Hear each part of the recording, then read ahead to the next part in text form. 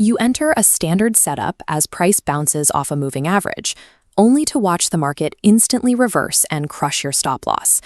Most traders struggle with this strategy because they use it as a simple touch-and-go indicator.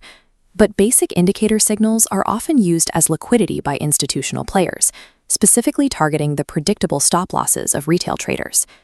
To avoid these traps, we have to look past the indicator itself.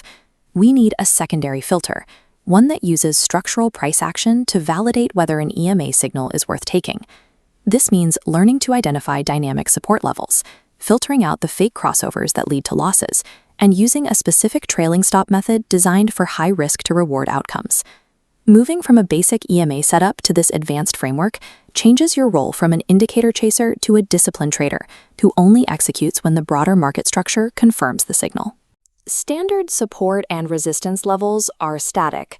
They are fixed horizontal lines that don't account for the speed or momentum of a move once the price starts to travel. An exponential moving average is different because it constantly recalculates based on the most recent data. This creates a dynamic curve that moves with the price, acting as a floating floor or ceiling. To build this foundation, open your indicator search menu. Search for Moving Average Exponential and select it twice to add 2 lines to your chart. Select the first EMA and set the length to 9. Choose a clear, bright color, like blue, to represent the fast-moving average. For the second EMA, change the length to 20 and pick a contrasting, darker color. These 2 settings serve as our primary trend filter. Once these lines are on your chart, they become the baseline for the entire strategy. Every entry and exit decision starts with how the price interacts with these 2 curves. First, we define the trend. When the price is holding above both the 9 and 20 EMAs, the market is in a bullish trend. When it stays below both lines, the market is bearish. A potential shift in that trend happens during a crossover. When the 9-period line crosses through the 20-period line, it signals that the short-term momentum is overtaking the long-term trend. In this textbook example, the 9 crosses above the 20. The candlesticks are positioned above the lines, which usually signals a buy. However, look at the wider context. The larger price action is still making lower highs and lower lows. Even though the EMAs crossed, the overall market structure is still heavily bearish, making this a high-risk, fake signal. This leads to our most important rule: never trade a crossover in isolation. A trade is only valid when the EMA crossover moves in the same direction as the established highs and lows of the broader price action. Cross-referencing the indicator with this structural structure is what allows a trader to filter out the low-probability traps that stop out most retail accounts.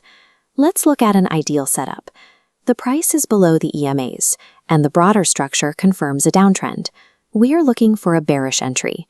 We wait for the price to pull back and touch the EMA. This touch forms our signal candle. Firmly, do not enter on the signal candle. You must wait for the next candle, the confirmation candle, to break below the low of that signal candle.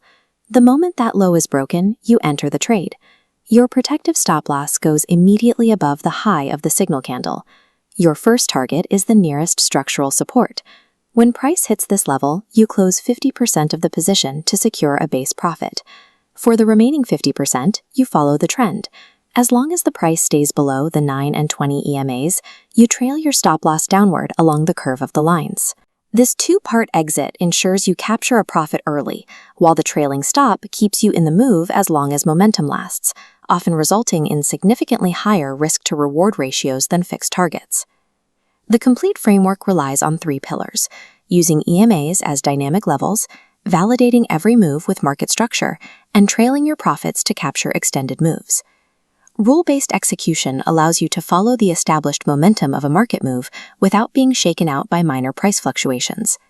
Warning tone: discipline is the final requirement. Skipping the confirmation candle or ignoring the broader trend will turn this professional strategy back into a series of random guesses. Apply these settings to your charts and wait for the structural alignment. When you stop chasing every crossover and start filtering for quality, your win rate will reflect that change. Indicators provide the data, but your adherence to strict entry rules and risk management is what determines the outcome of your trades.